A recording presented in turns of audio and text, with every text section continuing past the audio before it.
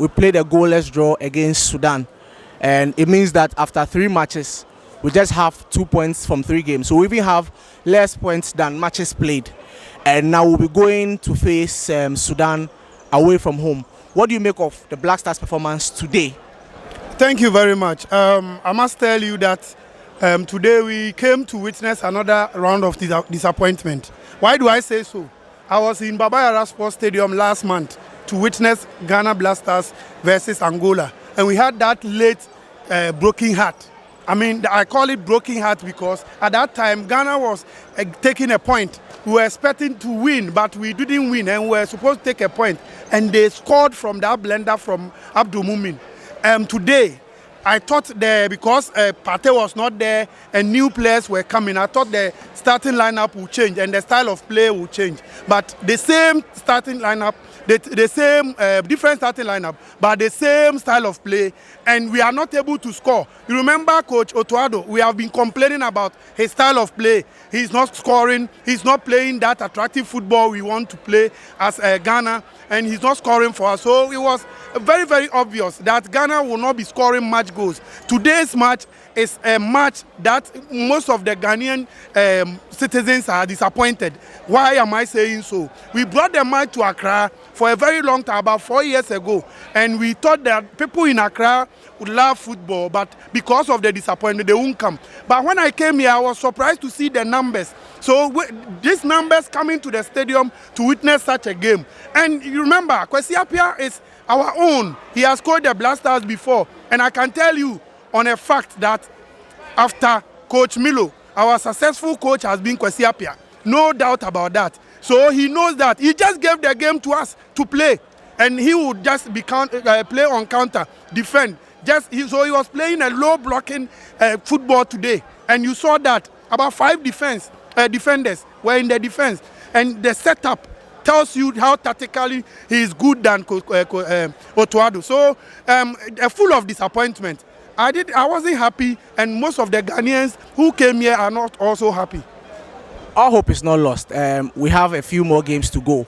So what do you expect from Coach Otuado and the Black Stars in their next game? Remember, they are playing away, but it's a neutral ground because Sudan don't have a stadium. So we are playing the match in Morocco. Morocco again, where we drew with Niger last month. What do you think should change in that particular game? I think that after today's game, even though I said the coach has disappointed us, but I took some positives from the game. Our defensive setup, the kind of mistakes they were making in Kumasi was not like today, because you had a certain Jiku and Salisu playing, and then you had Ali Dusedu, fantastic player, no doubt about that, and you have Gideon Mensah too. So he will maintain that setup and the keeper to Atizigi. But in the midfield, I'm expecting a ball progressor. Somebody who will pick the ball from the midfield to link up the play with Kudus and then other strikers. Because if you don't have a ball progressor, they get the ball. Elisha gets the ball, just pass it to the opponent. They are playing 2 top. That is a pivot. 2 players as pivot. And we're releasing only Kudus to do that. It will not help the team. So I'm expecting the coach to start a progressor in the shape of Majid Ashimeru.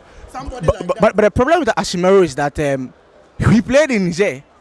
But we didn't see that progression you're talking about. Now, what's the guarantee that against Sudan we'll see that progression? Because he didn't do that. And Majid Ashimeru too, he was restricted in that game.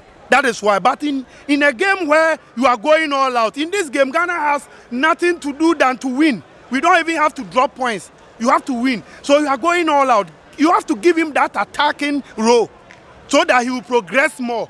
But in Niger's game, because they were soaking, we had to sit in and then start playing our passes, splitting our passes, which didn't help us. So I think that if you give him a role, which will give him that more space to progress, more space to come forward, he will do that. He didn't give him that role and he was restricted, that's why. And Kudus Mohammed must up his game. It's not helping us. You are our star player. As in West Ham, Kudus has scored 1 goal this season, remember. He is not the Kudus we know from West Ham. This season he is not on form. And we have to tell Ghanaians the fact. Kudus is not on form. He has to up his game if only he wants something for Ghana. And Jordan Ayew, at this time, you should be carrying the team. You get the ball, you don't know what to do with the ball. The same applies to Antoine Semenyo. These players must up their game, and it all boils down to the coach. You have to give them the role. Let them work on the pitch. If they don't, you have to drop them because others are also there. But if I'm listening to you, you're basically questioning the competence and the intensity of virtually all our attackers. You mentioned Semenyo, you mentioned Jordan, you mentioned Kudus. Are you saying the coach should change all of them? Because surely it cannot be that all of them are bad. Yes, they are not bad. Like I said, like I said before, you have to give your strikers that role. Let them. Inaki Williams has been given a role at Bilbao, and he's an auxiliary striker. He's not playing as a number 9, typical number 9. So if he comes here and you are always putting him at number 9, that means you are not using him at his right position. The same applies to other players. Look at Antoine Semenyo. When Dominic Solanke left Bournemouth, he was leading the line for them. Now, when he comes here, where is he playing? So he's being restricted. He can't play like how we see him to be playing. And Jordan Ayew at Crystal Palace, at Leicester City, his position keeps on changing when he comes here. So that will make them what? Not producing what we want from them. They are not doing that because the coach has not given them that role. That's why I'm saying that the coach must give them the role. If the coach doesn't do that, we will always criticize the strikers. We will criticize them, not play, but they have to also up their game, boss. They have to up their game. You can't wear this Ghana shirt. Look at the likes of Stephen Appiah. Look at it. Remember, I want to give you one history which has repeated itself. In 2010, 10th October, you can go and check it. Ghana played against Sudan here, and it was 0-0. We had Junior Agogo, we had Stephen Appiah and co. We played 0-0, and history after 14 years has repeated itself here. But the positives about that team was that it was good, and they took us to World Cup and did something better for us. So here is the case we are struggling to win. The players, the coach, they must all up their game against Sudan come Tuesday. I think in this conversation, we need to give Sudan some credit because in their World Cup qualifying group, they are leading in a group that has Senegal, DR Congo, South Sudan, and Mauritania. And they are leading with above Senegal, leading them 2 points. In the AFCON qualifying stage as well, they are second in the group. So now, it means they are a good team. They are almost a formidable opponent, even though they don't have the big names. What then are we supposed to expect from them if they played so well here, defensively very organized, and now we are going to play at their home? What are we supposed to expect for them? And how difficult do you see that match will be for the Black Stars? Very, very difficult. That game is going to be a very difficult game for Ghana. And no doubt about that. No Ghanaian should underrate the team Sudan when we are heading towards Morocco on Tuesday. No Ghanaian should underrate them. I can promise you how they played today.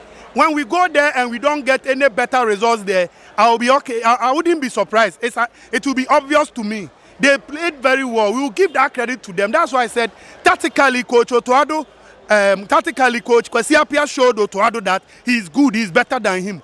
And that is what we saw. We all saw. You are an analyst, you are a football,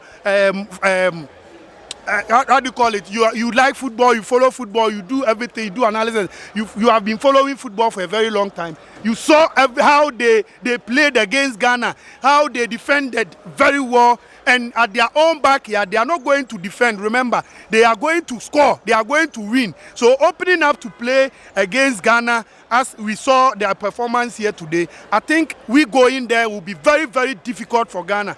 And Ghana can lose that game, I tell you. So if we lose that game, then doesn't it mean that 2004 is staring us back in the face, that for the first time in about 20 years, we'll be missing out from the AFCON tournament? Yes, we haven't proven. We have not proven to nobody in the world, Ghana and as a whole in the world, that we want something better. So if Ghana can't, we are not able to qualify for the African Cup of Nations 2025, it is not a news to me because our performance keeps on dropping, keeps on coming down every day in and day out. Every match that we play, we get a dip in performance. We come down. It's not helping. That's why I said if Ghana wants to win this game, then Coach Otuado must up his game and must give the players, especially the strikers, some kind of role which will help them on the pitch. You understand me?